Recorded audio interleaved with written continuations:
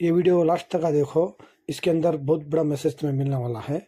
और इसके अंदर जो भी है Karnataka humanity each one help one national limited protection, ये जो मैं बात कर रहा हूँ शेख परवेज। और इसके अंदर जो भी लिंचिंग हो है जो ट्रेन के अंदर, और इसकी मैं जेल से जाको 24 आवर्स में बाहर भी आ गई। इसके बाद में वीडियो पूरी देखो।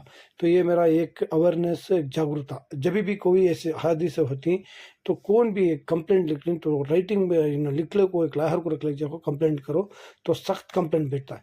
जब भी किसी के भरोसे करके जब लिखाती तो वो केस बैठता नहीं। जो किसी हालत से राइटिंग में लिख ले जाओ कंप्लेंट करो तो राइटिंग में कंप्लेंट ले जो लेती हैं ऑनलाइन में कंप्लेंट करो, राइटिंग में लियो तो इसके ऊपर सख्त एक्शन होता है। मरना तुम्हें खाली जाको कंप्लेंट जाके लिखा के किसका की भरोसा करो तो हम नाजी साहब हुआ है वैसा हो जाता है। ये एक मेरी तरफ से national limited protection Karnataka humanity each one की तरफ से एक मैसेज। अभी भी ह्यूमन राइट्स कमीशन में कंप्लेंट करिए, आगे बढ़ेगा। दोस्तों जैसा कि आपने ये वीडियो क्लिप देखा, जब पुलिस इन तीनों को अरेस्ट करके लेके जा रही थी तो ये बंदा किस तरह अपना फेस अपने हाथ से छुपा रहा था, क्योंकि दोस्तों मीडिया भी आई हुई थी और सारा कुछ लाइव चल रहा था और ये बंदा अपना फेस अपने हाथ से छुपा रहा था। पुलिस ने इन्हें अरेस्ट कर लिया है। नमस्कार, आप देख रहे हैं न्यूज चक्र, मैं अभिसार शर्मा। आप जानते हैं महाराष्ट्र में हाजी अशरफ मुन्यार, जिन्हें बेरहमी से ये युवा मार रहे थे, आरोप यह लगाया जा रहा था कि आपके पास गोमांस है, जबकि उनके पास गोमांस नहीं था। मगर एक बुजुर्ग मुसलमान को एक ट्रेन के अंदर बेरहमी से पीटा गया। क्या आप जानते हैं कि पुलिस एफआईआर दर्ज करती है और 15,000 रुपए देकर आशु अभाड़ और उसके साथी रिहा हो जाते हैं, यानी कि 24 घंटे भी जेल में नहीं रहते हैं। एक बुजुर्ग मुसलमान की बेरहमी से पिटाई की गई थी दोस्तों, उसकी जान जा सकती थी। उस पर यह आरोप लगाया गया था कि उसके पास गोमांस है, उसके पास गोमांस नहीं था। उनकी इस कदर पिटाई की गई थी और 24 घंटे भी नहीं हुए और उन्हें रिहा कर दिया गया है। राहुल गांधी ने इसके खिलाफ, और जिस तरह से हरियाणा में गोमांस खाने के आरोप में एक व्यक्ति को मौत के घाट उतार दिया गया, उस पर अपनी आवाज बुलंद की है। मगर आज मैं अपने दर्शकों से एक सवाल पूछना चाहता हूं। एक बुजुर्ग मुसलमान को इस तरह से बेइज्जत किया जाता है और फिर आरोपियों के खिलाफ गंभीर धाराएं भी नहीं लगाई जाती हैं। जी हां, जिस तरह से उनको पीटा जा रहा था, उनके खिलाफ हेट क्राइम यानी कि नफरत से जुड़े अपराध, मॉब अटैक, हत्या का प्रयास, लूटपाट, ये तमाम चीजें एफआईआर में होनी चाहिए थी, एफआईआर से गायब थी दोस्तों। और सबसे बड़ी बात, आसानी से 24 घंटे से पहले ये लोग जेल से रिहा हो जाते हैं 15,000 रुपए देकर। और दूसरी तरफ बनारस में क्या होता है, ये 3 चेहरे याद हैं आपको? ये है भारतीय जनता पार्टी के कार्यकर्ता। ये भी, इनमें से 2 लोग बेल पर रिहा हो गए हैं, और न सिर्फ बेल पर रिहा हुए हैं बल्कि उनका स्वागत भी किया गया है। मैं समझना चाहता हूं क्या इनके लिए राह इसलिए आसान हो गई कि ये भारतीय जनता पार्टी से हैं? इसकी मैं चर्चा करूंगा, मगर सबसे पहले राहुल गांधी ने क्या कहा है।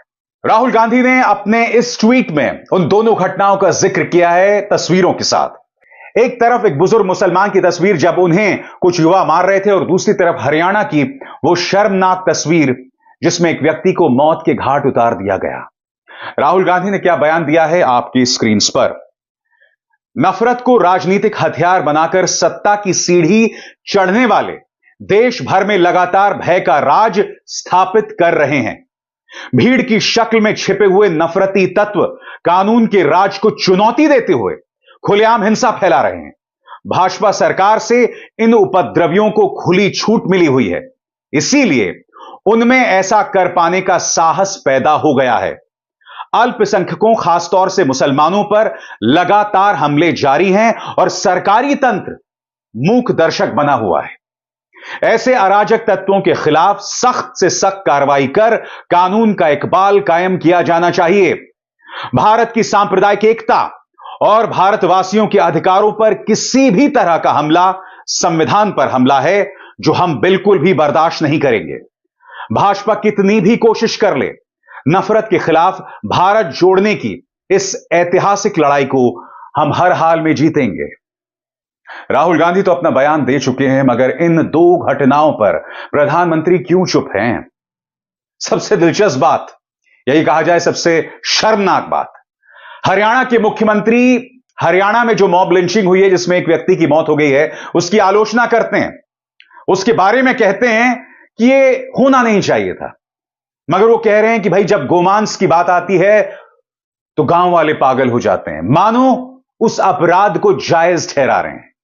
जबकि वो वीडियो जो सामने आया था उसमें गांव वाले गो रक्षकों को रोक रहे थे। और क्या नायाब सैनी भूल गए? आउटरीच नहीं देखेंगे, कहीं कोई चर्चा नहीं देखेंगे। हम सब ने अपनी आंखों से देखा उस बुजुर्ग मुसलमान को किस तरह से बेइज्जत किया गया, गंभीर धाराएं नहीं लगाई गई। जैसे मैंने कहा, it was clearly a hate crime, यानी नफरत से जुड़ा हुआ अपराध। हेट क्राइम की धारा नहीं, हत्या करने की कोशिश की धारा नहीं, लूटपाट की धारा नहीं। क्या वजह है? आखिर क्या वजह है कि पुलिस ने अपनी एफआईआर में इन चीजों का जिक्र नहीं किया? एनसीपी नेता जितेंद्र अब्बाड़ थाने पहुंचे, पुलिस थाने पहुंचे और वहां पर उन्होंने यही दलीलें पुलिस के सामने रखी। इन तस्वीरों में देख सकते हैं। मैं आपको एक वीडियो दिखाना चाहता हूं जहां जितेंद्र अब्बाड़ जो हैं उस बुजुर्ग मुसलमान से बात कर रहे हैं, उन्हें समझा रहे हैं कि आपका केस कैसा होना चाहिए। सुनिए। उन्होंने क्या लिखा, हमने क्या बोला, उस पर कुछ बहस नहीं होगी।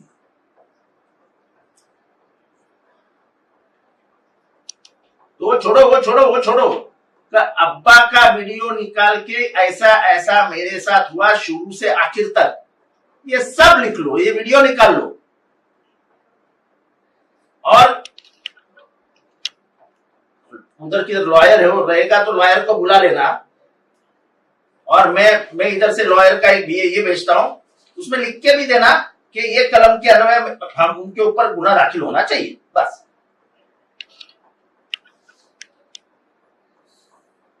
तुम हेट क्राइम दाखिल है, एक चुकी आहे